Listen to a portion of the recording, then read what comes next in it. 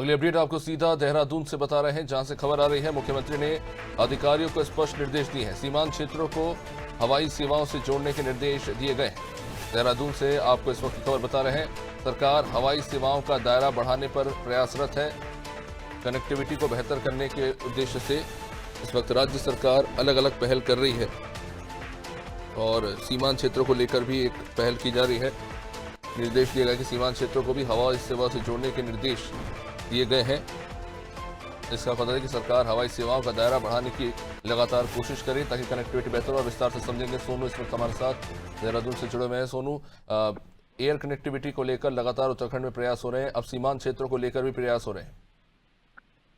देखिए, देहरादून से लेकर दिल्ली तक लगातार कोशिशें की जा रही हैं कि जो उत्तराखंड की विषम भौगोलिक परिस्थितियां हैं, इसमें जो देवदूत का कार्य हवाई सेवाएं कर सकती हैं, एक स्थान को दूसरे स्थान तक कैसे जोड़ा जा सकता है हवाई सेवाओं से।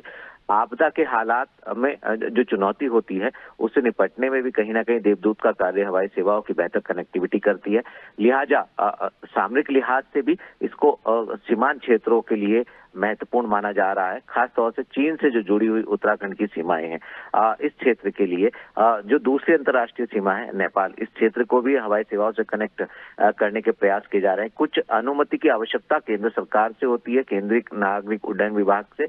ऐसे में इस स्तर पर भी प्रयास किए जा रहे हैं और जो राज्य सरकार के अधिकार क्षेत्र है, यहाँ पर केंद्र सरकार की जो उड़ान योजना है वो और इसके अलावा जो यूकाडा है उसके स्तर से भी प्रयास किए जा रहे हैं। कोशिश ये की जा रही है अभिषेक की जो उत्तराखंड की हवाई सेवाएं हैं इनको बेहतर किया जा सके।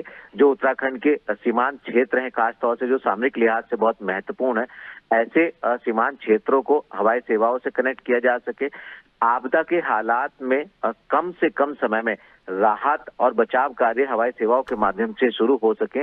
ऐसी स्थिति से, ऐसी चुनौती से निपटने के लिए हवाई सेवाओं की बेहतरी की ज्यादा आवश्यकता महसूस की जा रही है और इसी के लिए सरकार और सरकार के मुखिया लगातार ये प्रयास कर रहे हैं कि ज्यादा से ज्यादा उत्तराखंड में जो हेलीपैड्स हैं वो बनाए जाएं, जो ड्रोन्स हैं उनको तैयार किया जाए और जो एक स्थान दूसरे स्थान से हवाई सेवाओं के माध्यम से जोड़े जाने हैं, इस प्रक्रिया को जल्द से आगे बढ़ाया जाए। इसके साथ साथ जो ड्रोन का उपयोग है आवश्यकता पड़ने पर, उसके उपयोग के दायरे को भी बढ़ाया जाए। सरकार ड्रोन कॉरिडोर पर भी कार्य कर रही है।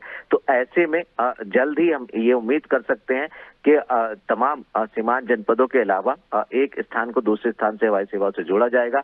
उत्तराखंड की हवाई सेवाएं, हवाई कनेक्टिविटी आने वाले समय में और बेहतर होंगी, ये उम्मीद की जा रही है। अब देखना होगा जहां पर केंद्र सरकार से अनुमति और एनओसी की आवश्यकता है, इसको कब तक पूरा कर लिया जाएगा और जो राज्य सरकार के अधिकार क्षेत्र के कार्य हैं उनकी रफ्तार कब तक बढ़ती हुई नजर आने वाली है। निश्चित रूप से हवाई सेवाओं का विस्तार हो रहा है, टेक्नोलॉजी का भी कहीं ना कहीं विस्तार हो रहा है। ऐसे में लोगों को इसकी ज़्यादा से ज़्यादा बेहतर सेवाएं उपलब्ध हो सके, इसको लेकर प्रयास किए जा रहे हैं। सोनू आप रही हमारे साथ। तो सरकार हवाई सेवाओं का और विस्तार करना चाहती है और खासतौर से सीमांत क्षेत्रों में भी इसका विस्तार करने को लेकर प्रयास हो रहे हैं, क्योंकि खासतौर से उत्तराखंड एक धार्मिक पर्यटन क्षेत्र है और ऐसे में इस बात पर पुरजोर प्रयास राज्य सरकार के द्वारा किए जा रहे हैं।